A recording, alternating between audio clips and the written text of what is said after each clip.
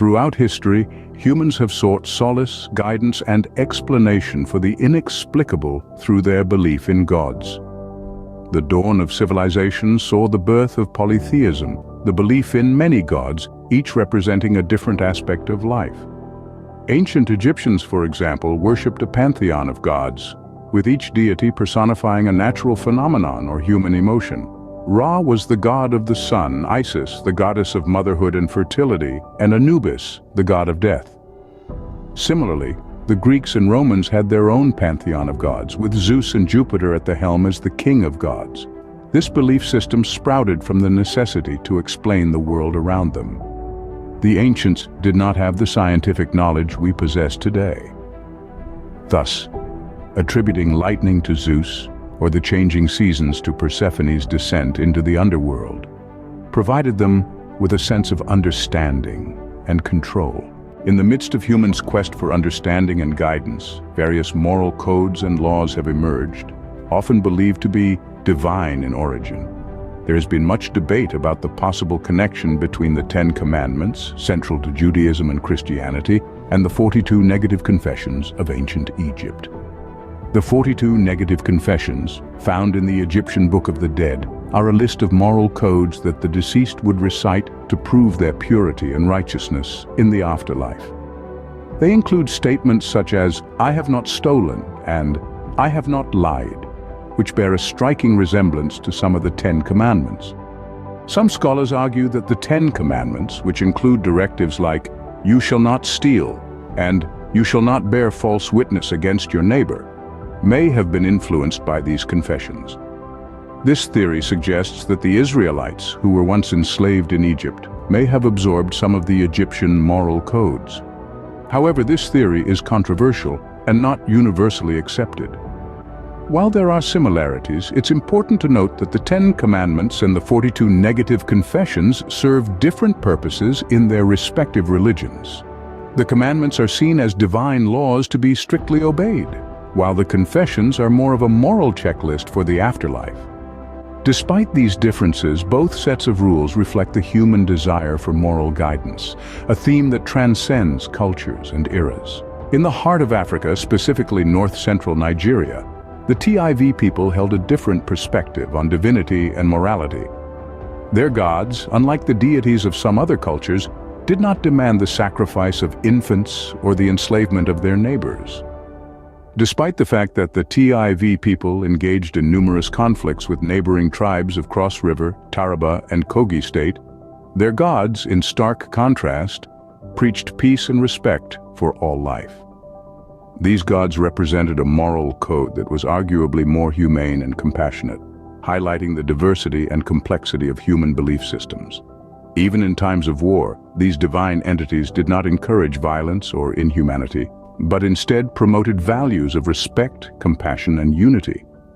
This is an intriguing deviation from the norm, as the gods of many cultures often reflect the warrior ethos or social hierarchies of their people. The Tiv people's gods, therefore, present an interesting contrast to other belief systems, suggesting that even in the realm of the divine there is room for a wide spectrum of moral codes and values. It's a testament to the rich tapestry of human belief systems, each with its unique interpretation of what's right and what's wrong, what's divine and what's human. Scene 4. Beyond the function of explaining natural phenomena, deities played an integral role as cultural and ethical navigators. They exemplified both qualities and flaws, offering archetypes for behavior and stories illustrating consequences. Take the tale of Narcissus, for instance, who was beguiled by his reflection, serving as a potent warning against vanity and self-absorption.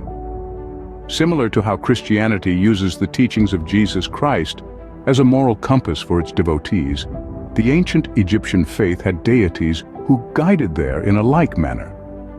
Both belief systems propagated the values of benevolence, reverence, and integrity, using narratives and moral lessons to ingrain these ideologies.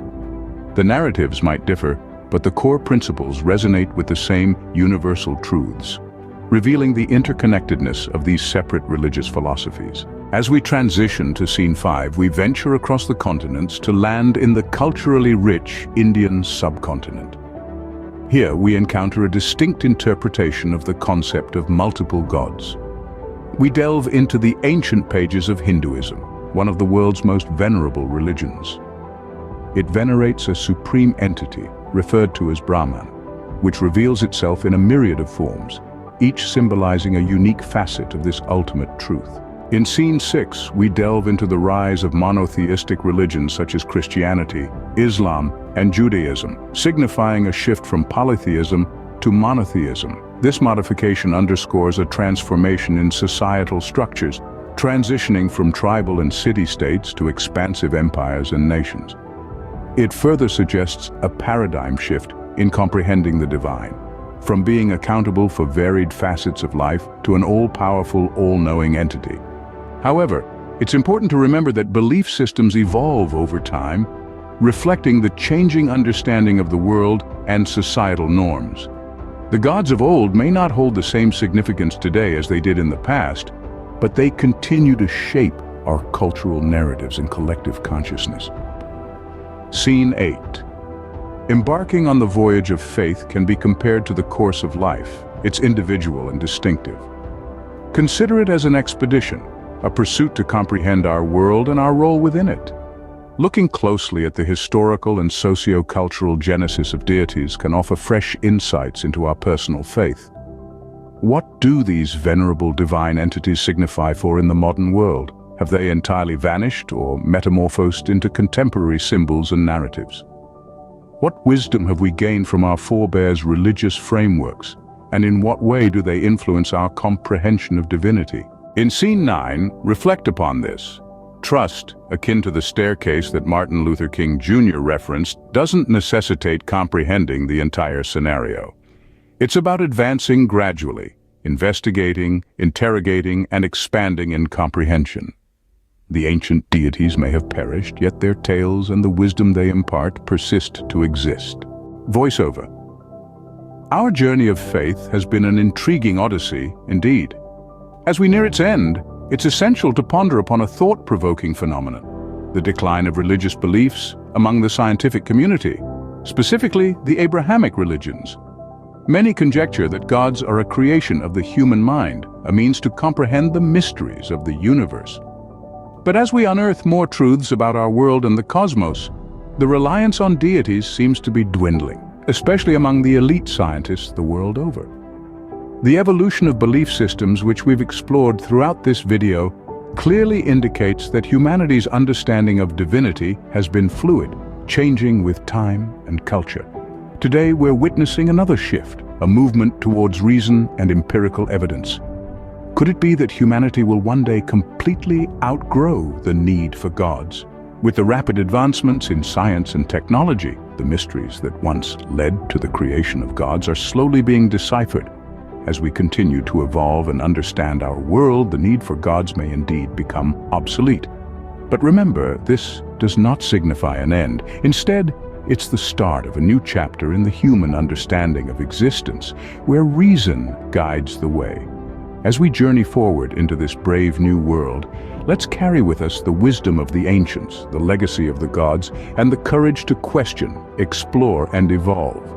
For in the end, we are all explorers, charting the vast expanse of the human experience.